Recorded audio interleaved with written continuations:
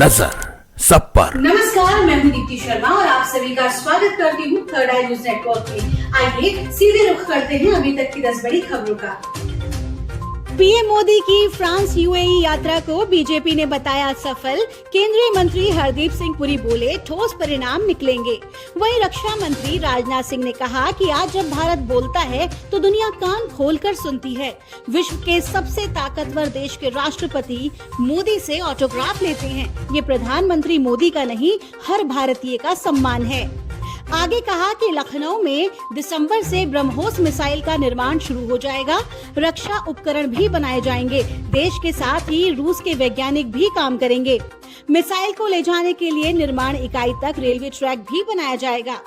वहीं लखनऊ में जिम करते नजर आए रक्षा मंत्री राजनाथ सिंह। लोगों को पसंद आया उनका ये अंदाज। राष्ट्रपति से मिला लखनऊ व्यापार प्रतिनिधि मंडल, सौंपा ज्ञापन।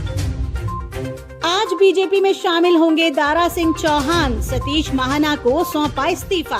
सावन के दूसरे सोमवार पर अजमेर में इंद्रदेव हुए जमकर मेहरबान। कई इलाकों में भरा पानी, जनजीवन अस्त व्यस्त। यूपी एटीएस की सीमा हैदर से पूछताछ। भाई पाकिस्तानी सैनिक और चाचा आर्मी में सूबेदार। अमित शाह कल लॉन्च करेंगे सहारा रिफंड पोर्टल। मिलेगा अटका पैसा, लाखों लोगों को होगा फायदा।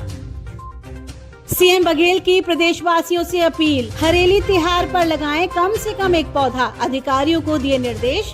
छत्तीसगढ़ के मुख्यमंत्री भूपेश बघेल ने पौधारोपण को लेकर जागरूकता बढ़ाने के लिए प्रदेश के नागरिकों से पौधारोपण करते हुए अपनी फोटो सोशल मीडिया पर अपलोड करने का आग्रह भी किया है। वहीं उत्तर प्रदेश के मुख्यमंत्री योगी आदित्यनाथ ने कहा कि नशा मुक्त भारत का संकल्प साकार करने को प्रतिबद्ध है उत्तर प्रदेश। भारत सरकार की कटिबद्धता में पूरा सहयोग देने के लिए उत्तर प्रदेश सरकार तत्पर है। भारत में तेजी से घट रही गरीबों की संख्या। पिछले 5 सालों में 13.5 करोड़ लोग मल्टी डायमेंशनल गरीबी से बाहर निकले। मध्य प्रदेश में विकास पर्व की शुरुआत। सीएम शिवराज ने किया रोड शो। जबरदस्त उमड़ी भीड़। मध्य प्रदेश में 16 जुलाई से शुरू होकर 14 अगस्त तक चलने वाले शिवराज सरकार के अति महत्वाकांक्षी विकास पर्व की शुरुआत हो गई है। पहले ही दिन मुख्यमंत्री शिवराज सिंह चौहान ने धार जिले के कुक्षी में 2771 करोड़ रुपए से अधिक के विकास कार्यों का किया भूमि पूजन। सभी 52 जिलों में करीब 2 लाख करोड़ रुपए से अधिक के विकास कार्य के शुभारंभ व भूमि पूजन होने हैं।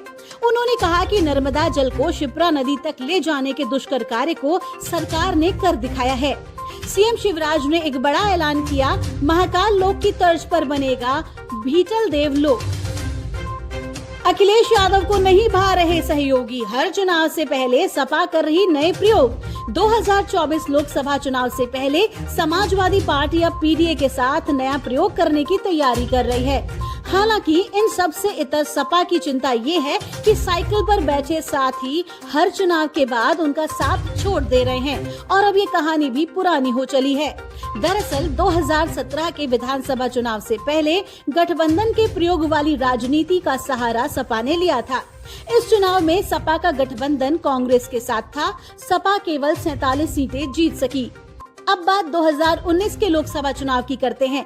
राज्य में बीएसपी और सपा फिर से एक बार बीजेपी के खिलाफ एकजुट हुए, लेकिन इस बार भी सपा गठबंधन को कोई फायदा नहीं हुआ। चुनाव के बाद सपा और बीएसपी में खटपट बढ़ी। इसके बाद दोनों के रास्ते अलग हो गए। अध्यादेश पर कांग्रेस के समर्थन पर सीएम केजरीवाल ने मल्लिकार्जुन खड़गे का किया धन्यवाद। सीएम केजरीवाल ने अपनी प्रतिक्रिया देते हुए कहा कि दिल्ली के लोगों के साथ खड़े रहने के लिए खड़गे जी को धन्यवाद। ये अध्यादेश भारत विरोधी है और राष्ट्र विरोधी है और इसका डटकर मुकाबला किया जाना चाहिए।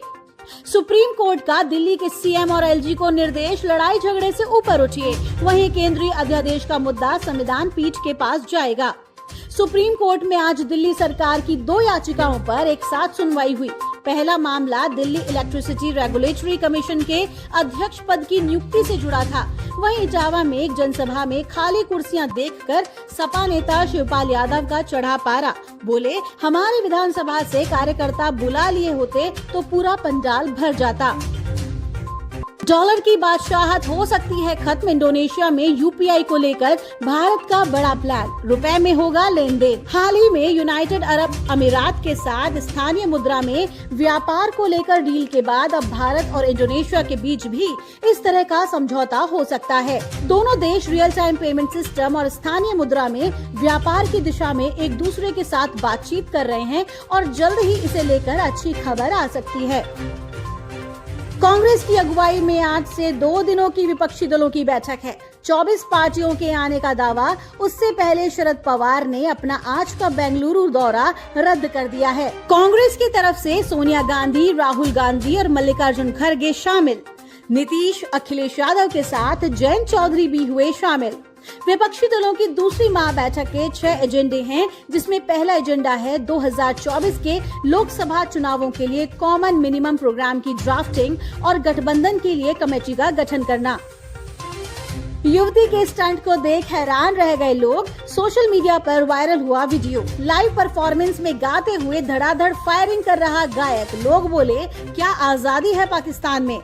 सोशल मीडिया पर एक वीडियो खूब देखा जा रहा है, जिसमें एक गायक अपने हाथ में बंदूक लेकर फायरिंग करते हुए परफॉर्मेंस कर रहे हैं। अंबानी ग्रुप खरीद रहा है एक्ट्रेस का चिल्ड्रन क्लोथिंग ब्रांड। 300 करोड़ रुपए लगाई कीमत। फिल्मों में कमाल करने के अलावा बॉलीवुड एक्ट्रेस आलिया भट्ट ने अपने करियर को एक एंटरप्रेन्योर की ओर भी मोड़ लिया है।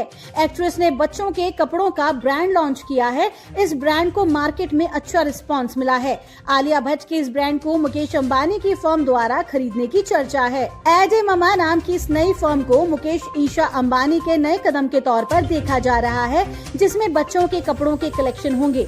आलिया का ब्रांड ज्यादातर 4 से 12 उम्र वाले बच्चों को ही टारगेट करता है।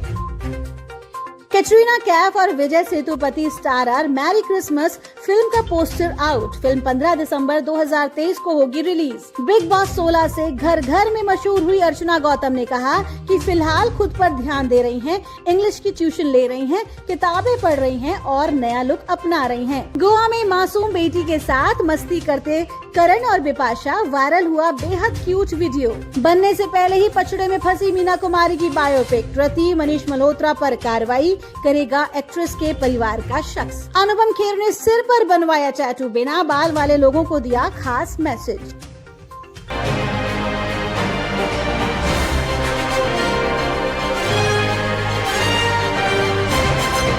नजर सब पर।